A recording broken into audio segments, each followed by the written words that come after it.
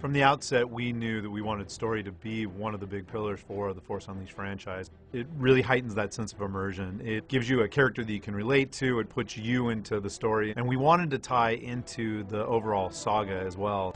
What made the first film so successful wasn't just the special effects or the fantastic setting. It really was the fact that that was the wrapper around a really compelling, mythic story.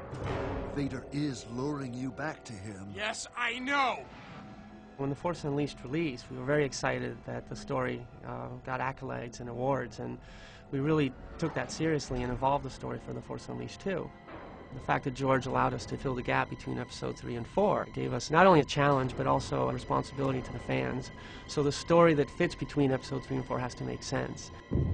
It is a time period that hasn't been very well defined in the past. Darth Vader is hunting down the last of the Jedi, the Rebel Alliance is really fledgling, and the Empire is really locking down control of the whole galaxy.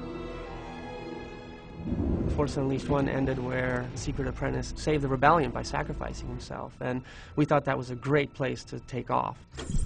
The big question now has become, how did that happen? The story for The Force Unleashed 2 really evolved. It became a lot darker, a lot grittier, and most importantly to me, a lot more personal. And we decided to allow the apprentice to grow up and to become much more self-aware. And he went from being Secret Apprentice to somebody that we actually call a name, Starkiller. He's actually a person. And he introspectively is trying to figure out why he keeps doing what he's told, and actually decides that maybe he shouldn't be doing what he's told. He should actually go out there and pursue his own identity and figure out who he is.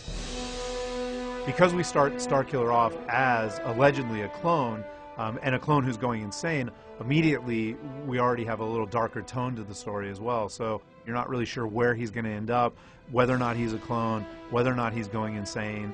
We've really focused on making him a little bit less about the big galactic struggle and more about this character and what his motivations are and what he's going through. You will return to me and give yourself to the dark side.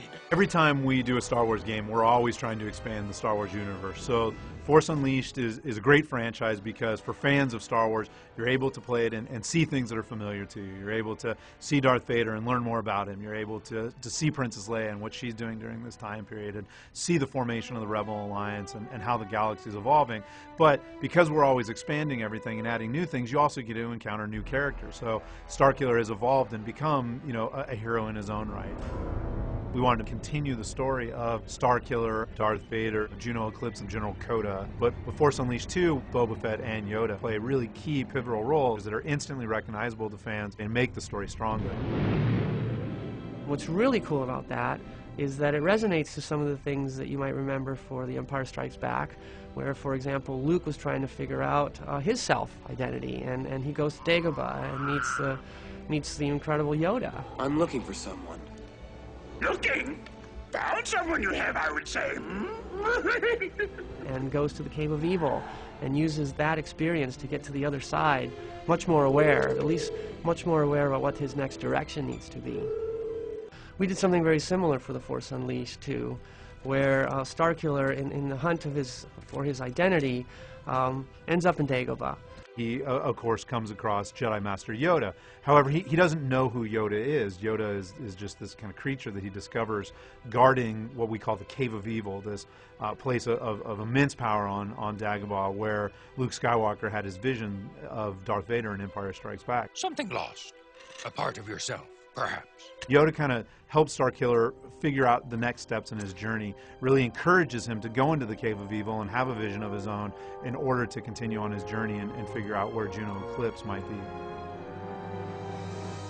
Early in the story process, one of the designers suggested, well, what if Boba Fett tried to spirit Juno Eclipse away? We know from a lot of the expanded universe that Boba Fett has been working for the Empire, and it made sense that Vader would hire somebody like Boba Fett to help him track down Starkiller. Boba Fett plays a key part in making sure that somehow Darth Vader gets to find Starkiller again. One of our mantras has been familiar but new. We really want to put elements into the game that feel familiar, but put a new spin on them or introduce things in a new way. I think that as a very young medium, we really haven't scratched the surface in terms of the types of stories we can tell and how different those stories can be from things like film or novels, and that's really exciting too. So I'm really glad that we're constantly focused on telling new stories and finding new ways to tell those stories too.